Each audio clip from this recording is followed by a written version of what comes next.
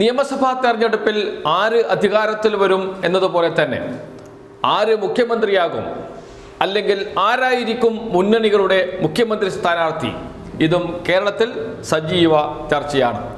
വിവിധ സർവേകൾ ഇത് സംബന്ധിച്ച് പുറത്തു വന്നിട്ടുണ്ട്.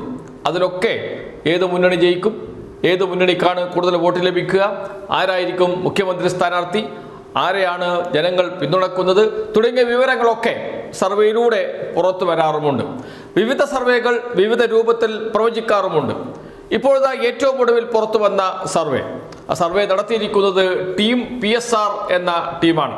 ഇന്ത്യയിലെ പ്രമുഖ സ്ഥാപനങ്ങളിൽ പ്രവർത്തിച്ച ഡേറ്റ വിശകലനത്തിൽ മുൻപന്തിയിൽ നിൽക്കുന്ന സ്ഥാപനത്തിൽ പ്രവർത്തിച്ച മലയാളികൾ ഉൾപ്പെടെയുള്ളവർ ചേർന്ന് രൂപീകരിച്ച ടീം PSR എന്ന സംഘടന നടത്തിയ സർവേയിലെ റിപ്പോർട്ട്. അതാണ് ഇപ്പോൾ പുറത്തു വന്നിരിക്കുന്നത്.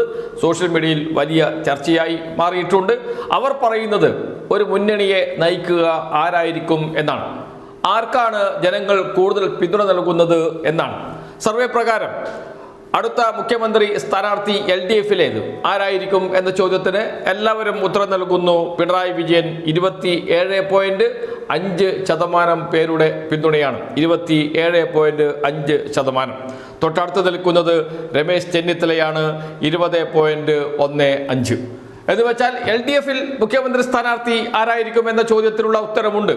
അത് പിണറായി വിജയൻ തന്നെയാണ്. പിണറായി വിജയനെയാണ് ഏറ്റവും കൂടുതൽ ആളുകൾ പിന്തുണക്കുന്നത്. തൊട്ടടുത്ത് KK ശൈലജ ടീച്ചറുണ്ട്. KK ശൈലജ ടീച്ചർക്ക് 7.10% ആളുകളുടെ പിന്തുണയുണ്ട്.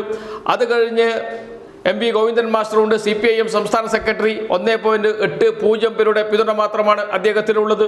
ബിനോയ് വിശ്വമുണ്ട്. 1.60. CPIയുടെ സംസ്ഥാന സെക്രട്ടറിയാണ്. അങ്ങനെ വിവിധ കക്ഷികളുടെ LDFിലെ വിവിധ കക്ഷികളുടെ നേതാക്കൾ അവർക്ക് പിന്തുണ നൽകിയത് എത്ര ശതമാനം എന്ന് കൃത്യമായും പറയുന്നുണ്ട്. UDFിൽ രമേശ് ചെന്നിത്തലയാണ് ഒന്നാം സ്ഥാനത്ത് നിൽക്കുന്നത്.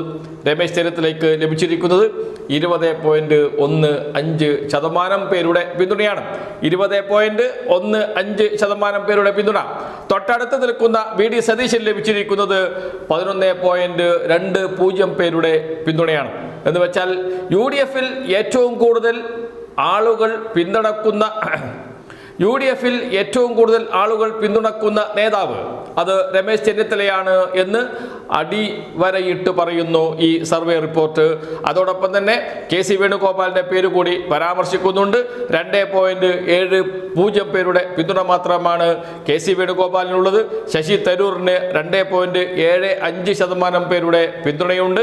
അത് കഴിഞ്ഞ് കോൺഗ്രസിനകത്ത് നിന്ന് ആരെയും പരിഗണിച്ചിട്ടില്ല. മുസ്ലിം ലീഗ് നേതാവ് PK കുഞ്ഞാലിക്കുട്ടിയുടെ പേര് കൂടി പരാമർശിക്കുന്നുണ്ട്. 1.50% പേരുടെ പിന്തുണ.